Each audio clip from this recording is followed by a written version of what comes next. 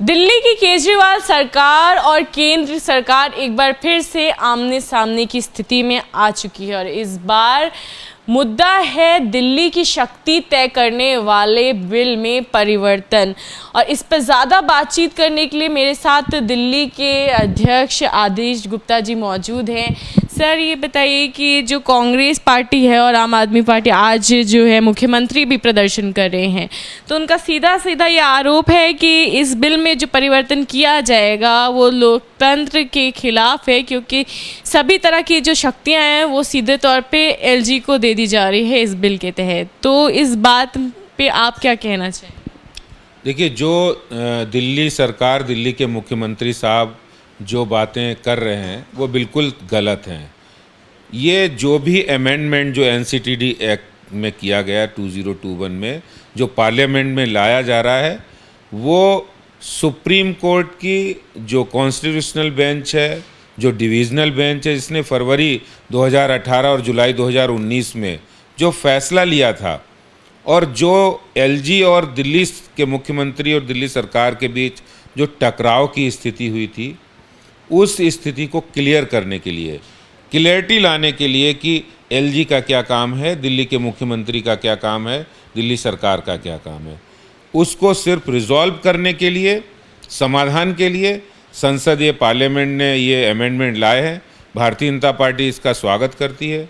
इससे जो एम्बिग्यूटीज़ हैं, जो जटिलताएं हैं, वो सही होंगी, सरल होंगी, और जो लेफ्टिनेंट गवर्नर की भूमिका है वो लेफ्टिनेंट गवर्नर निभाएंगे, जो दिल्ली के मुख्यमंत्री की भूमिका है वो निभाएंगे। इसमें आम आदमी पार्टी और दिल्ली सरकार, दिल्ली के मुख्यमंत्री को क्या आपत्ति है? तो सर, दिल्ली के मुख्यमंत्री को ये आपत्ति है कि उनका ये कहना है कि जो भी ऑर्डर होगा, जो भी निर्णय लेना होगा दिल्ली की जनता के लिए, अब उनको हर चीज़ के लिए एलजी की इजाज़त लेनी पड़ेगी, जो कहीं ना कहीं उनके हिसाब से खतरा है, क्योंकि दिल्ली के जो लोग हैं उन्होंने उनको चुन करके भेजा है।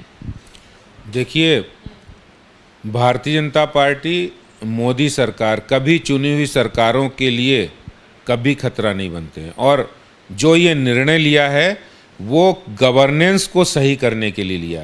जिस हालात में आज जो दिल्ली के अंदर एक अराजक गवर्नमेंट चल रही है कि अरविंद केजरीवाल जी कई जनहित की योजनाएं जो मोदी जी लाते हैं, जैसे प्रधानमंत्री आयुष्मान योजना है, प्रधानमंत्री आवास योजना है, उन्होंने रोक के रखा है। बहुत सालों तक आवास योजना रोकी है, आयुष्मान योजना को अभी तक नहीं लागू किया। क्या वो जनता के हित में नहीं है? क्या दिल्ली सरकार को वो योजनाएं दिल्ली के लिए लागू नहीं करनी चाहिए, लेकिन नहीं लागू की? ये जो निर्णय लिया है केंद्र सरकार ने, इससे जो एलजी के अधिकार हैं वो एलजी के पास रहेंगे, मुख्यमंत्री के पास रहेंगे। ये यूनियन टेरिटरी है। जिस समय 1993 में पहली बार विधानसभा का चुनाव हुआ था, उस समय भी यूनियन टेरिटरी थी, आज भी यूनियन टेरिटरी है।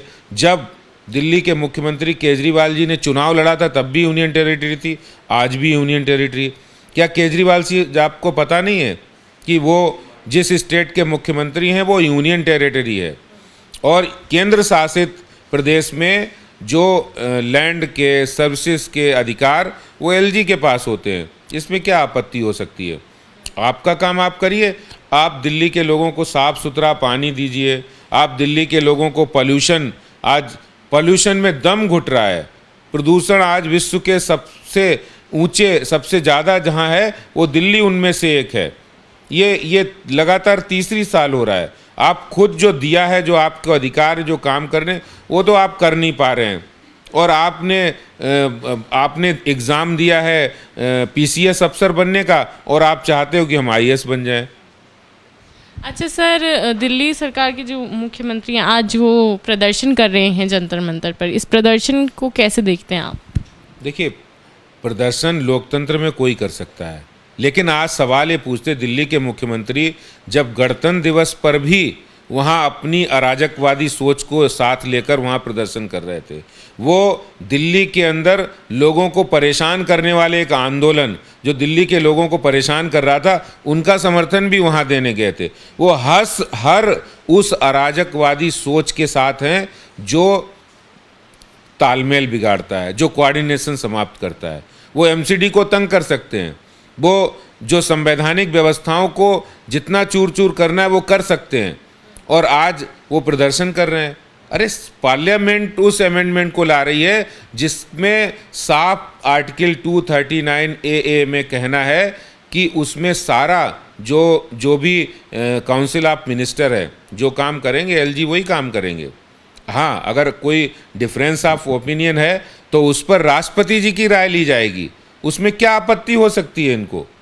क्या महामहिम राष्ट्रपति जी की राय आज स्टेट में भी लेते हैं? और अगर इतना ही शौक केजरीवाल जी को है तो आप जाइए फुल स्टेट में जाके CM बनिए ना। किसने रोका है? ये यूनियन टेरिटरी है। यूनियन टेरिटरी में अधिकार LG के पास भी होते हैं, CM के पास भी होते हैं। जो चीफ मिनिस्टर ने काम करना, आप वो तो काम करो। आप कम से कम लोगों को साफ स्वच्छ हवा पानी मिले, ये तो काम कर नहीं रहे। जो काम मिला वो करेंगे नहीं, और जो काम नहीं है उसकी आप इच्छा करेंगे। तो जहां एक तरफ दिल्ली सरकार ये बार बार हमला कर रही है केंद्र सरकार पर कि इस बिल के तहत, इस एक्ट के तहत कहीं ना कहीं उसकी शक्तियों को कम करने की कोशिश की जा रही है, वहीं दिल्ली के प्रदेश अध्यक्ष BJP के आदेश गुप्ता जी का ये कहना है कि इससे इस तरह का जो है ये कहीं ना कहीं भटकाया जा रहा है पूरे मुद्दे को, और जो ये बिल आया है, ये जो एक्ट आया है, इसके तहत दिल्ली सरकार और LG साथ मिलकर के काम कर सके, इस तरह का यहाँ पर एक्ट लाने की कोशिश की जा रही है केंद्र सरकार की तरफ से। और इस बात को जो है, इस बात का राजनीतिकरण कहीं ना कहीं दिल्ली सरकार की ओर से किया जा रहा है। कैमरा पर्सन प्रवीण दीक्षित के साथ इला काज़मी, ABP न्यूज़, दिल्ली। न पाबंदी हो न कोई हद हो तो बस खुद बनाई सरहद हो।